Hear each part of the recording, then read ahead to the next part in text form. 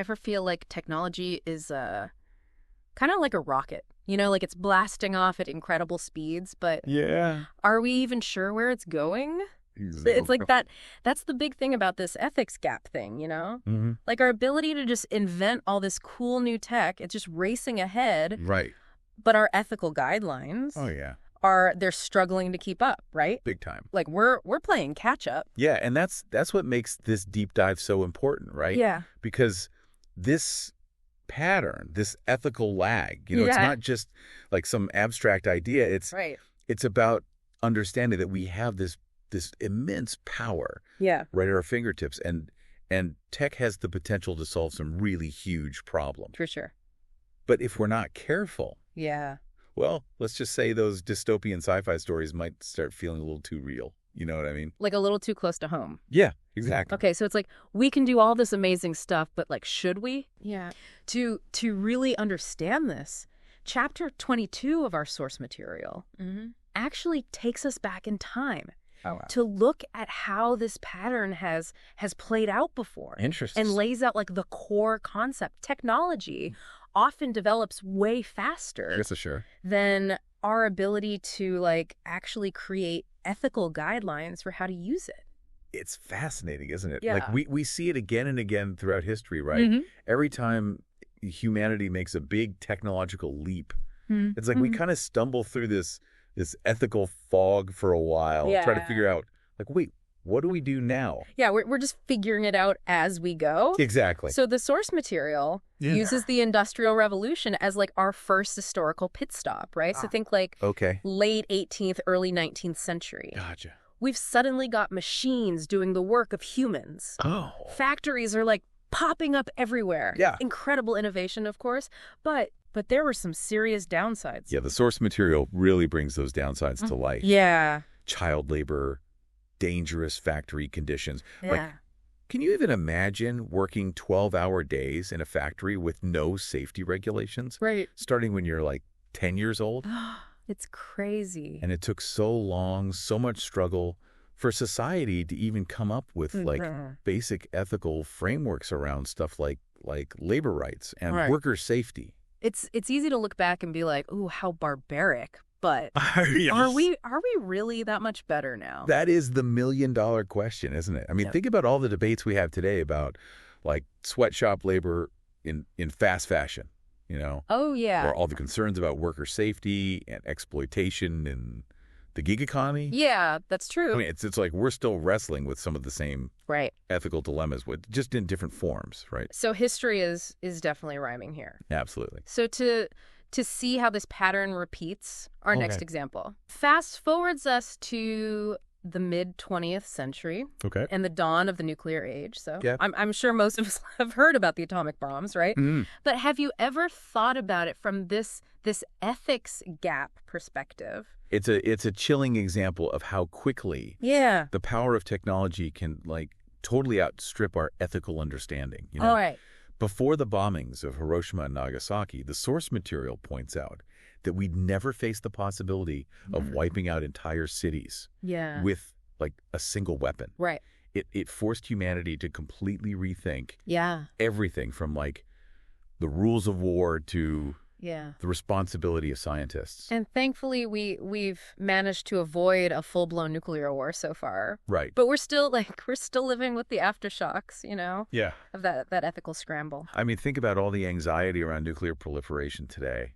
Oh, yeah. And who controls these incredibly destructive weapons? Yeah. It's a situation with some pretty scary parallels to the anxieties we have today about AI, right? Absolutely. Like, think about it.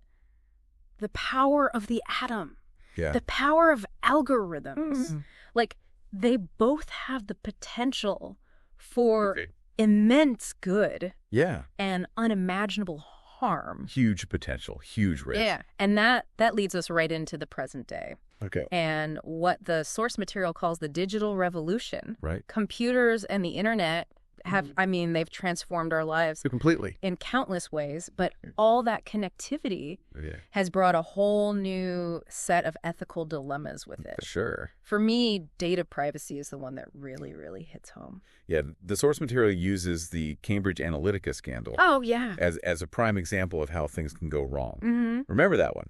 Millions of Facebook users had their data harvested without consent. Right. And then used for political manipulation. Yeah. It's a stark reminder of how vulnerable we are in this digital age. Do you ever wonder what data of yours is out there? Oh. All the time.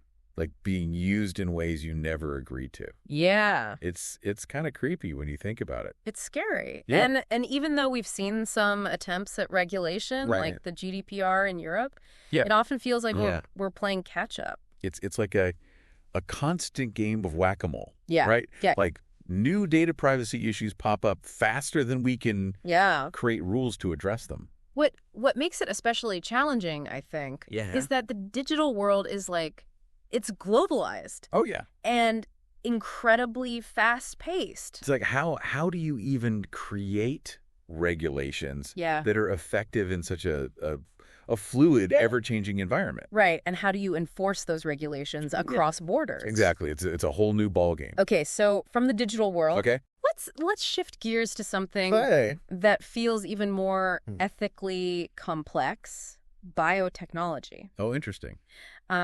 Specifically, the source material takes us deep into the ethical dilemmas around genetic engineering, especially the CRISPR technology. Now, this is where things get really interesting, right? Yeah. We're talking about manipulating the building blocks of life itself. It's powerful stuff. Do you remember that case of the first genetically edited babies in China? Oh, yeah. Back in 2018? Yeah, that sent shockwaves through the world. Yeah, it was huge. And really put these ethical debates front and center. It made it clear that this wasn't just science fiction anymore, you know? Yeah. We're at a point now where we can actually alter the human genome. Yeah, it's mind-blowing. And that raises huge questions about what it even means to be human. The source material touches on some of the biggest ones, right? Yeah. Designer babies, the potential for a new kind of eugenics. Right. And the very real possibility of unintended consequences that could be passed down for generations. Yeah, those are some heavy topics. Oh, absolutely. And we can't shy away from them just because they're uncomfortable. Exactly. The tech is here, whether we like it or not. Right. So we better figure out how to use it responsibly. And then, of course, there's the big one, AI. Oh, yeah. It feels like every day there's a new headline about AI doing something incredible. Right. Or something potentially terrifying. Yeah, it's a lot to keep up with. It's giving me whiplash. I hear you. AI is probably the most prominent example for sure of the ethics gap that we're seeing today. The source material uses the example of self-driving cars. Yeah. Which I think is a great way to illustrate this. You know? Yeah. Imagine machines making life or death decisions on the road. I drive, so this one really hits home for me. It's like, who's actually in control? Yeah. And who's responsible when something goes wrong? Right. Is it the programmer? Yeah. The car owner? Mm-hmm. The AI itself? We don't even have clear answers yet. No. And this highlights the need for what experts are calling ethics by design. Okay. It's not enough to just create these powerful AI systems and then try to figure out the ethical stuff later. Okay. We need to be thinking about the ethical implications from the very beginning, like from the design process. So instead of reacting to problems, we need to be proactive and prevent them in the first place. That's the goal. That makes a lot of sense. Yeah. But our source material also points out that different parts of the world are taking very different approaches to regulating all this new technology. Like, for example, the EU, the US, and China. Right. They're each tackling this in their own way. And it's fascinating how much those different approaches reflect like their underlying cultural values. The EU tends to be more cautious and people-centric. Okay. The U.S. leans more toward a market-driven approach. Right. And China has a much more centralized top-down system, you know. It makes you wonder how your own society's values are shaping the way we deal with Absolutely. these technologies. It's a great point. It's not just about the tech itself. Right. It's about the values we bake into it. And here's where the source material actually ends, on a hopeful note. Okay. It emphasizes the need for global collaboration and multi-stakeholder approaches. Yeah, it's like we're all in this together, right? Yeah. Trying to navigate this. Uncharted territory. Exactly. So it's about having those difficult conversations, right? Yeah. And finding some common ground, even when we disagree. Yeah, we got to figure out how to steer this rocket together. Right. If we want to get where we need to go. Yeah, I like that analogy. It's a wild ride, that's for sure. So that's what we'll be diving into in the next part of this deep dive. Can't wait. Yeah, it's going to be good. Should be interesting. All right, see you then. See you later.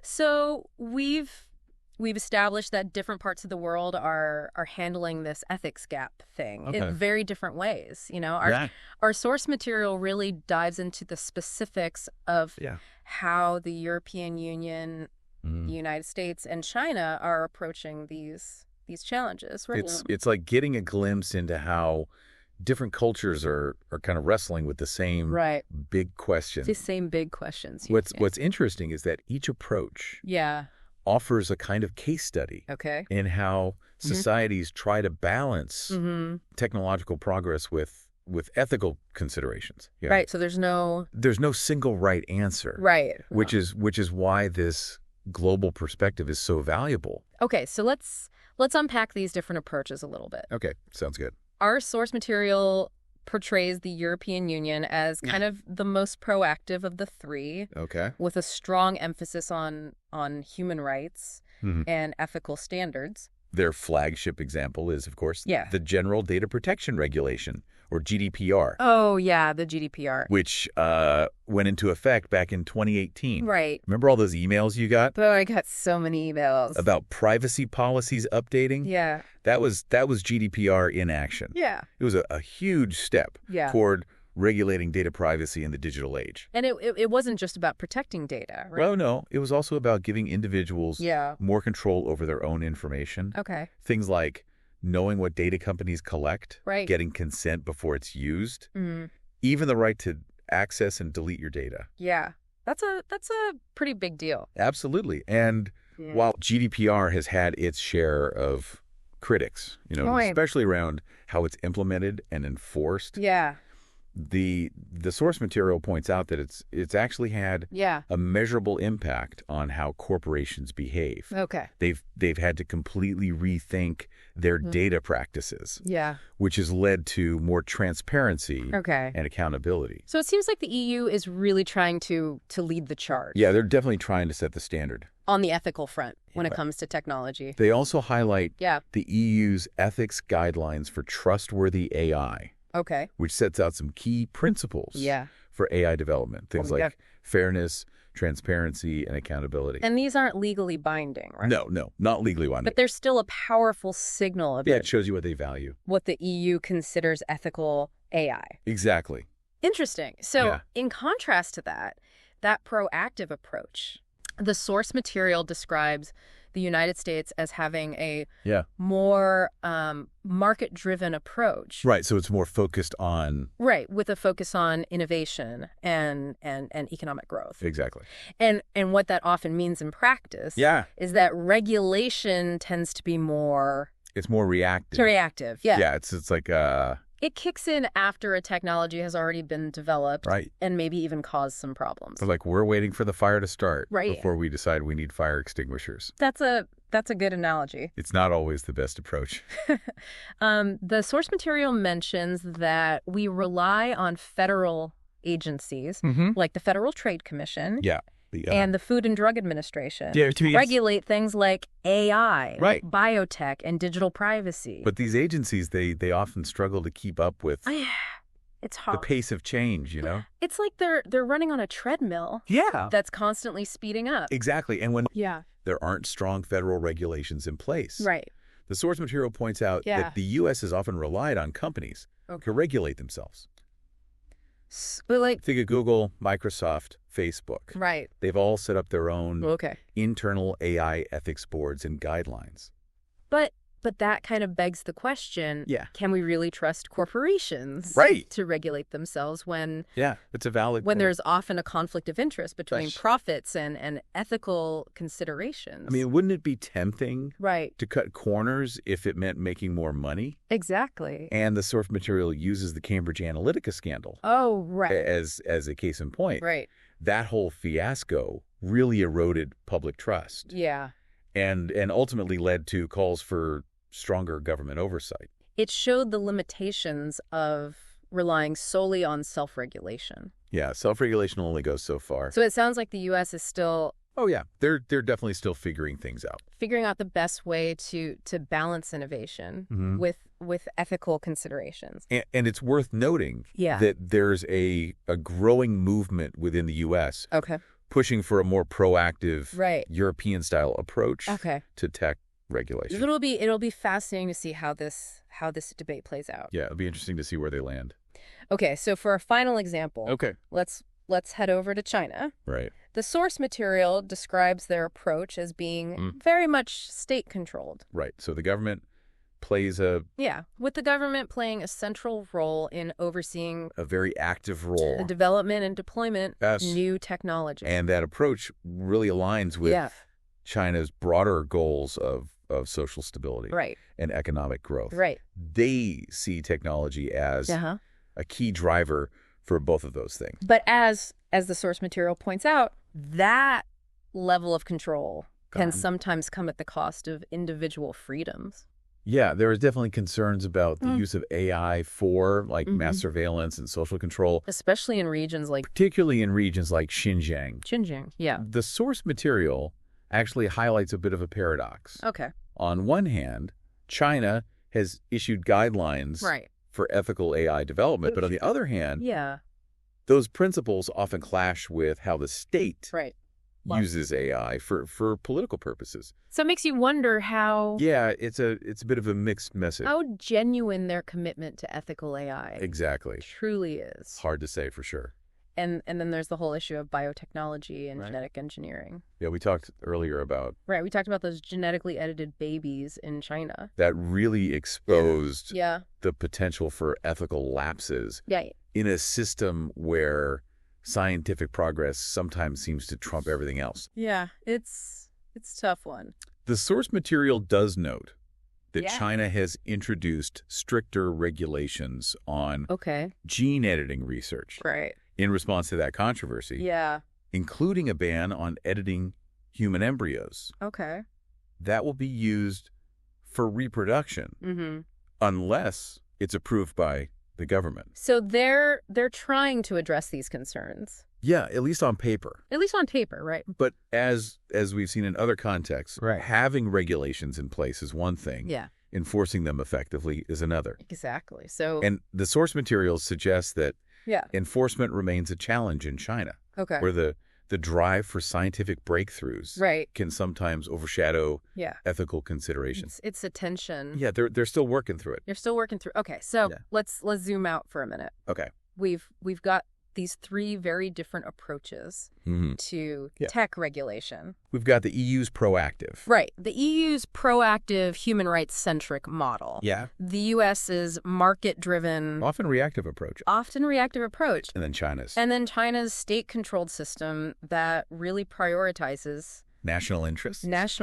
Yeah, it's a pretty diverse landscape. It really highlights the fact that there's no one-size-fits-all solution to this ethics gap. Right. The best approach is probably going to vary. Right. Depending on the specific technology, the cultural context, and the values of the society in question. So it's about finding the right balance. Exactly. Finding the right balance. For each unique situation.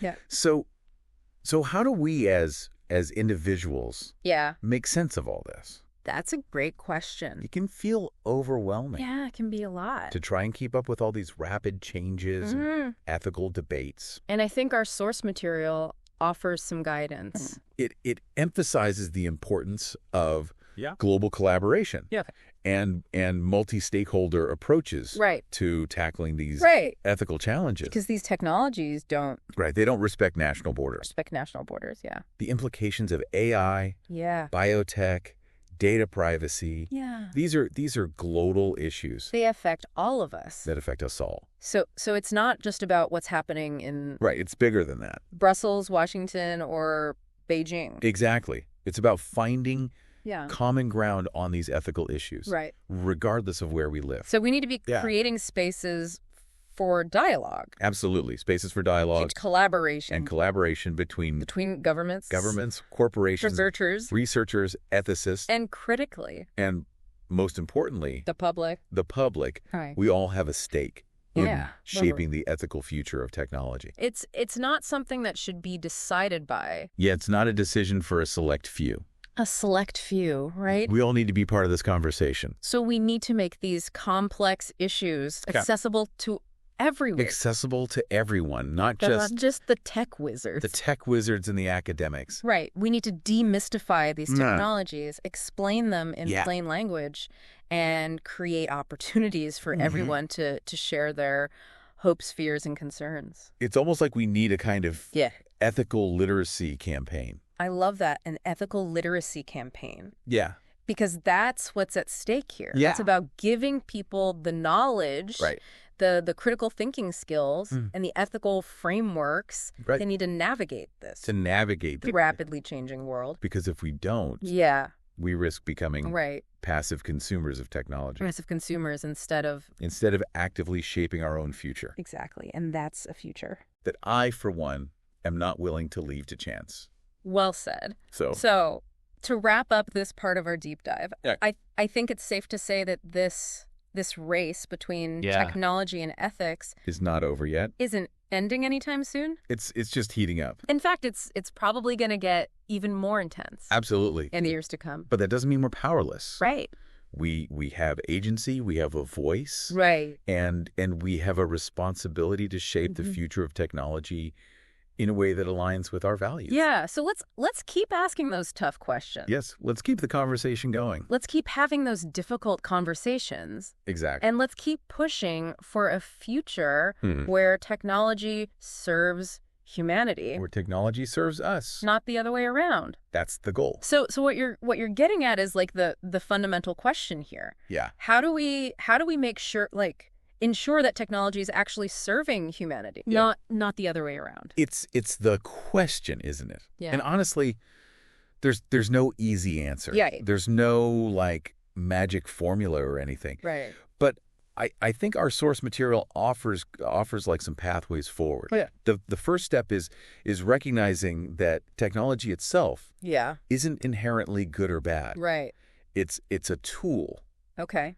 And just like any tool, right? A hammer, a paintbrush, even fire. Yeah. It can be used to build or to destroy. So the responsibility really falls on us, the humans, using the tools. Absolutely. To make sure we're using them for the right reasons. It's about a shift in perspective, I think. Okay. Instead of just, celebrating the latest and greatest tech advancements, we need to be asking tougher questions. Okay. Right from the start. Like what kinds of questions? Like, what's the purpose of this technology? Okay.